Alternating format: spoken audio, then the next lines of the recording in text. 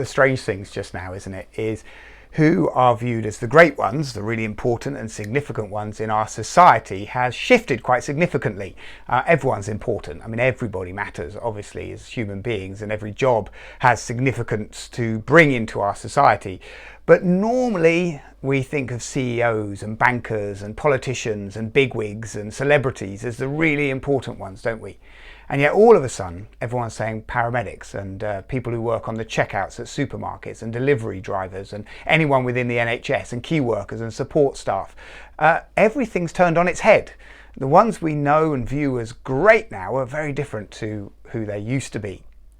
Well, we're right at the beginning of the story of Jesus actually being born, and Luke, the investigator, the journalist who's put this documentary together, if you like, that we call Luke's Gospel, has got all sorts of different sources of credible information and put that story together. And if you first read it, or even familiar with it, it's the Christmas story, isn't it? Is on first reading, it seems there's a number of obvious great ones. Luke mentions, for example, Augustus, Caesar Augustus. He's definitely a great one, isn't he? So great, actually, our month of August is named after him still. In Luke's account as well, we hear about a guy called Quirinius, who was the local governor and in charge of the census, which caused Mary and Joseph, poor old Mary, travelled 90 miles, 9 months pregnant, on a donkey to get back to their home village of Bethlehem. And it was that governor, Quirinius, who's in charge of that. These are the great ones. The Roman emperor, the local governor, huge kind of figures, aren't they? And then in the story, if you first read it, the nobodies, well, that's Mary. She's a 14-year-old, 15-year-old teenage girl who finds herself pregnant before she's married in a society which would have really frowned upon that. And Joseph, a apprentice carpenter, not many more years older than Mary herself, boldly and courageously staying loyal to Mary in lots of confusion in his own heart and mind of what was going on. They're practically forgotten, aren't they?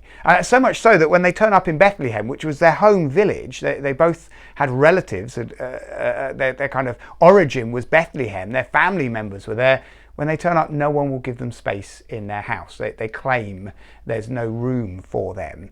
But if you had a family member turn up, and that family member be pregnant, you'd make room, wouldn't you? Your cousin or your niece and nephew or whatever it might be. You'd make space, unless you were deeply ashamed of the circumstances that they were in. I mean, this is how much of a nobody they are. Even their families, their extended family, don't want anything to do with them. And yet the amazing thing about what time has done, a little bit like the coronavirus has done in our society right now, it is to turn that on its head. We don't think much of Augustus anymore. Almost guaranteed you've not thought of Caesar Augustus in the last month until I just mentioned his name. Many of us wouldn't have even known that August, our holiday month in the UK, is named after him. He's a forgotten character, except in dusty, dry historical volumes and for people who like to read about that kind of stuff. And Quirinius, we have just a handful of old coins that have been dug up that bear his name. He is a totally forgotten governor of that region, and nobody now. And yet, every year, children dress up as Mary and Joseph. Like every year, our major celebration revolves around the forgotten people. They've become the heroes. And right at the heart of it is the baby, Jesus, who has no rival, no peer, no competitor, no equivalent, no one who can compare to him. We wouldn't even call him Jesus the Great, as if he's like Napoleon Great or Alexander the Great or Barack Obama the Great. He's not great. It's too small a term to give him. It puts him in a category with others.